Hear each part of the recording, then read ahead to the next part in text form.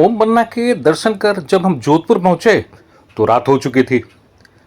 फिर अगली सुबह अपने होम स्टे से निकले तो सबसे पहले पहुंचे जसोल धाम, माँ जीसा रानी भटियाणी का दर्शन करने। 113 किलोमीटर का रास्ता हमने करीब 2.5 घंटे में पूरा कर लिया। यहाँ फोटोग्राफी पूरी तरह मना थी, फिर भी जितना मैं कर पाया उतना इस वीडियो में दिखाया है। राजस्थान के सीमावर्ती जिले बाड़मेर और जैसलमेर शक्तिपीठों के गढ़ माने जाते हैं। इन दोनों जिलों में देवियों के कई मंदिर हैं।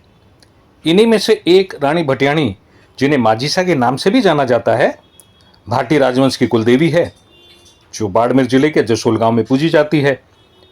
भटियाणी के नाम से इन्हें इसलिए जाना जाता है क्योंकि उनके पिता भाटी राजपूत वंश से थे।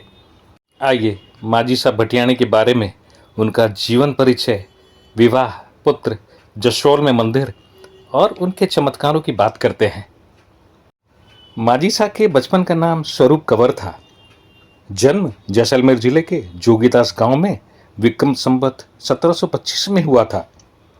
विवाह जसोल के राजा राव कल्याण सिंह के साथ हुआ था। यह कल्याण सिंह का दूसरा विवाह था। पहली रानी देवड़ी थी, जिनके कोई संतान नहीं थी। विवाह के बाद रानी भटियाणी ने एक बालक को जन्म दिया, जिसका नाम लाल सिंह रखा गया।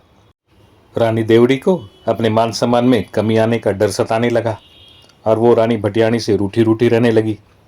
उदार हृदय रानी शाह ने उन्हें विश्वास दिलाया और कहा, आप माँ भवानी की पूजा अर्चना व्रत करें तो आपकी भी गोद भर जाएगी।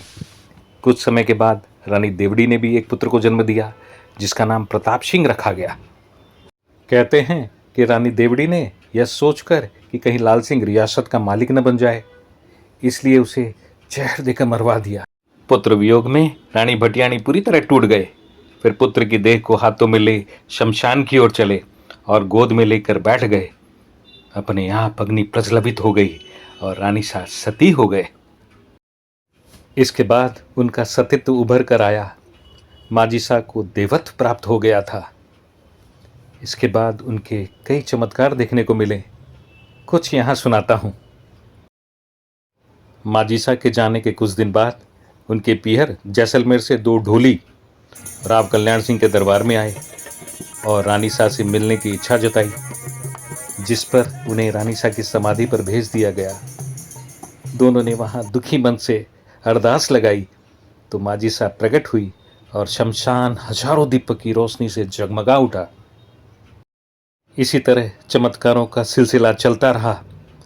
सबको बखान करना असंभव है, बस इतना समझ लीजिए कि तब से आज तक माजीसा अपने भक्तों का दुख दूर करती आ रही है। निसंतान संतान प्राप्त कर रहे हैं और सभी उनकी कृपा पाते हैं और सुखी जीवन का आशीर्वाद पाते हैं।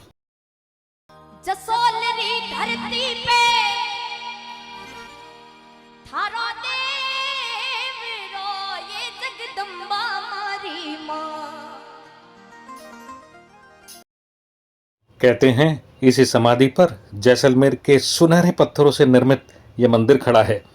रानी भटियाणी के मंदिर के पास ही अनेक वीरों एवं देवताओं की छतरियां बनी हुई है। उनमें प्रमुख सवाई सिंह जी राठौड़, भूरा राठौड़ एवं श्री जोरावर सिंह जी की बड़ी छतरी एवं मंदिर प्रमुख है। इस मंदिर का प्रबंधन और देखरेख करती है श्री माता रानी भटियाणी मंदिर संस्थान, जो समय समय पर निर्माण कार्य कराती है। यात्री सुविधाओं और सुरक्षा का भी पूरी तत्परता से काम कराती है। 3 बीघा में मंदिर है। यात्री भवन बने हैं जहां श्रद्धालुओं के ठहरने की व्यवस्था है। बड़े बड़े हॉल भी बने हैं जहां मेले और अन्य अवसरों पर यात्रियों को असुविधा न हो ऐसी व्यवस्था की गई है। एक वातानुकूलित भोजनशाला भी है। सुरक्षा के लिए पर्याप्त सीसीटीवी कैमरे लगे हैं। फायर सेफ्टी सिस्टम लगाया गया है। विद्युत के लिए सौर ऊर्जा के सेट लगाए गए हैं। बड़ी पार्किंग भी बनाई गई है जहां बड़ी संख्या में वाहन खड़े हो सकते हैं। अगर आप रानी भटियाणी मंदिर की यात्रा ट्रेन द्वारा करना चाहते हैं तो निकटतम रेलवे स्टेशन बाड़मेर है। वहां से टैक्सी या अन्य स्थानीय वाहन मिल जाएंगे। 99 किलोमीटर का रास्ता है, जिससे करीब 2 घंटे में पूरा कर सकेंगे।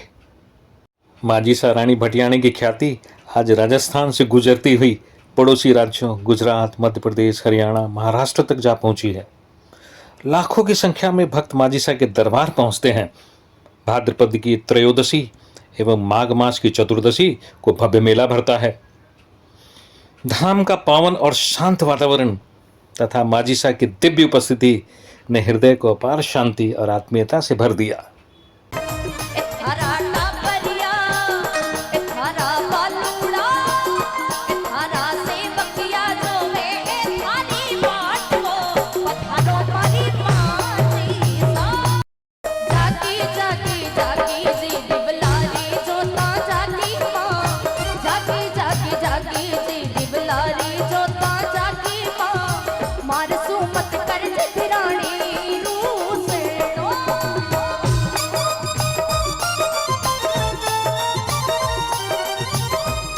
भक्तों का कहना है कि जसोल माता रानी भटियाणी के पवित्र धाम में दर्शन के दौरान ऐसा अनुभव हुआ कि जैसे माँ की गोद का असीम सुकून और ममता का अनमोल स्पर्श मिल गया हो।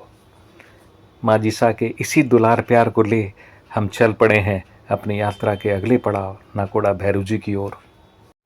जय माजिसा, जय जसोल धाम।